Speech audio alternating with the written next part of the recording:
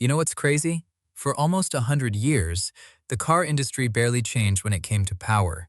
Germany dominated, Japan dominated, America dominated. That was it. If somebody asked you 10 years ago who would rule the future of cars, you'd probably say Tesla, maybe Toyota, maybe Mercedes or BMW. Nobody, and I mean literally nobody, would point it at a Chinese battery company called BYD. And honestly, back then it would have sounded ridiculous. I still remember watching people laugh at Chinese cars online. People used to joke that Chinese vehicles look cheap, felt cheap, and would probably fall apart before reaching the highway. Even Elon Musk laughed publicly when someone mentioned BYD years ago. Actually laughed. That clip aged horribly because today, BYD is not only bigger than most Western brands in EV sales, it's making companies like Volkswagen, Mercedes-Benz, and even Tesla extremely uncomfortable. And the scary part is, most people still don't fully understand how this happened, because this story isn't just about electric cars. It's about strategy, power, patience, and a game the West didn't even realize China was playing. So grab your coffee, because this story gets wild. See, most people think BYD suddenly appeared out of nowhere. Like one day China just woke up and decided to dominate electric cars. But nah, this thing was building quietly for decades. Back in the 90s, BYD wasn't making cars at all. They were making batteries. That's it. Tiny rechargeable batteries for phones and electronics. Nothing glamorous, no luxury branding, no cool image.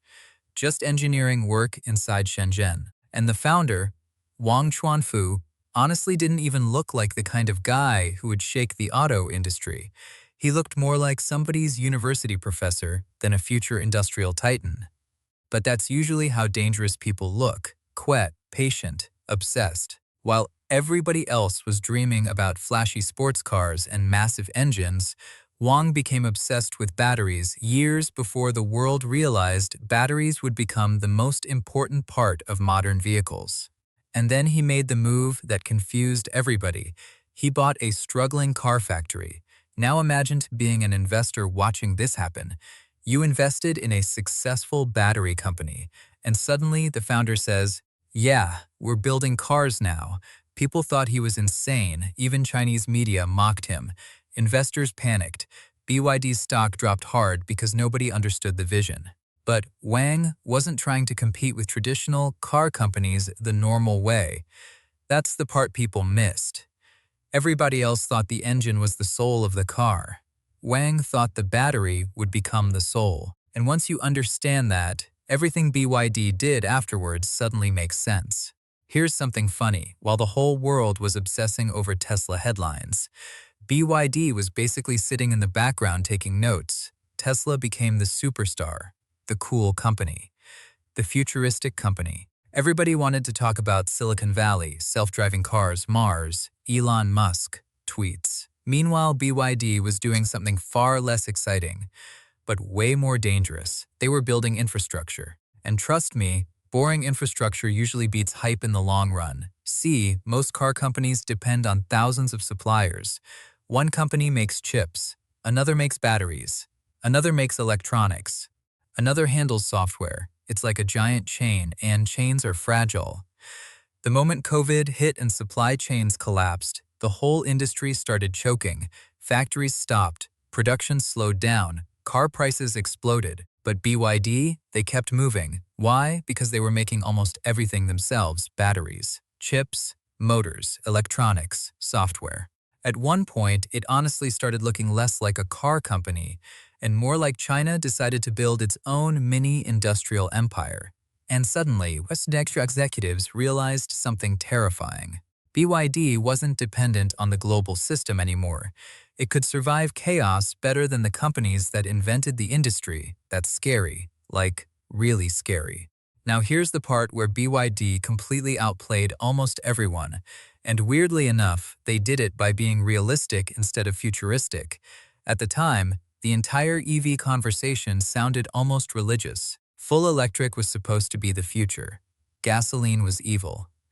Hybrids were considered outdated, but Wang looked at China realistically and probably thought, okay, but where exactly are hundreds of millions of people supposed to charge these things? And honestly, he had a point. Outside major cities, charging infrastructure was still weak. Millions of people still needed flexibility, so BYD focused heavily on plug-in hybrids, and people underestimated how smart that was. Because while Tesla was mainly attracting wealthier tech-focused buyers, BYD started targeting normal families, people who wanted lower fuel costs without risking being stranded somewhere with no charger. That decision unlocked an absolutely gigantic market.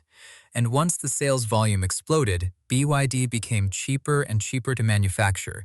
This is something people ignore all the time. Scale is a weapon. Once China scales something, it becomes brutally hard to compete with on price. That's exactly what happened here. Then came the Blade battery, and this is where people stopped laughing, because suddenly BYD wasn't just cheaper, they were becoming technologically dangerous too. The Blade battery solved multiple problems at once. It was cheaper, safer, lasted longer, and handled heat better than many competitors. And then BYD released those battery torture test videos online. You probably saw them. Nails through batteries, fire tests, extreme pressure tests, and instead of exploding dramatically like Hollywood expected, batteries stayed surprisingly stable. That changed perception fast, because for years, people associated Chinese products with cheap. Now, suddenly people were saying, wait, what if they're actually better? That's a completely different conversation.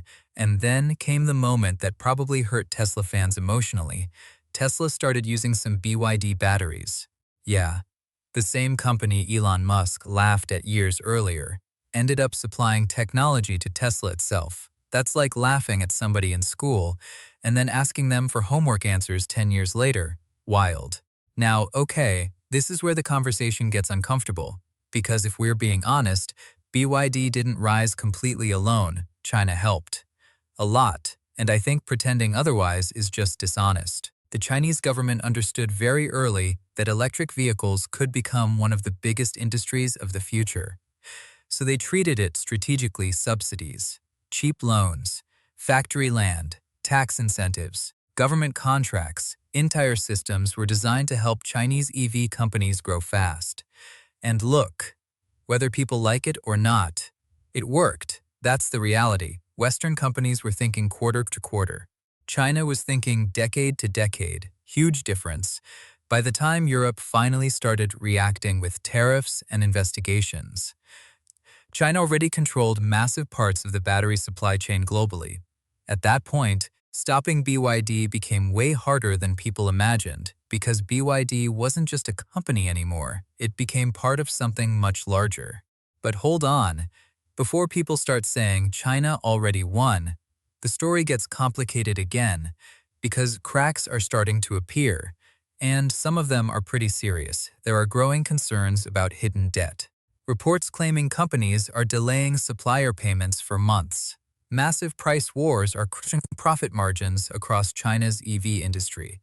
And then there's the weird stuff. Thousands of used cars with almost zero mileage showing up in the market, parking lots full of unsold vehicles, videos online showing giant fields packed with EVs. Honestly, some of those drone shots looked dystopian. Then came recalls, software complaints, quality control issues. Nothing catastrophic yet, but enough to raise eyebrows. And lately, analysts have started using a word China absolutely hates, hearing Evergrande. Now, I'm not saying BYD is collapsing tomorrow. Not even close. But rapid growth always creates pressure. And sometimes companies grow so fast that even they struggle controlling the machine they built. That's the part we still don't know yet. Honestly, biggest mistake people make is thinking this story is only about cars. It's not. BYD is basically a preview of something much bigger happening globally. For decades, people assumed the future would always be designed in America, Germany, or Japan. Now, that balance is shifting fast. And whether people are comfortable admitting it or not, China has become incredibly good at playing the long game. First solar panels, then batteries, then EVs, now AI, robotics, chips, aviation. The scary part isn't that China can compete anymore. The scary part is that in some industries, they're starting to dictate the pace. And honestly, most Western companies still look psychologically unprepared for that reality. Whether BYD eventually dominates the century or collapses under pressure almost doesn't matter now because the system behind it already exists. And that system is not slowing down. So, yeah, next time somebody jokes about Chinese cars being cheap knockoffs, just remember, a company people laughed at 20 years ago is now shaking the entire global auto industry. That happened fast, and personally, I think we're only at the beginning of this shift. If you enjoyed this kind of deep dive storytelling, subscribe to Porsche Dude, because on this channel we don't just talk about cars, we talk about power, business, technology, and the hidden shifts changing the world behind the scenes. And trust me, next decade is going to be insane. So tell me in the comments, do you think BYD becomes the next Toyota of the 21st century? Or does the whole thing eventually crack under its own weight? I'm genuinely curious, and I'll see you guys in the next one.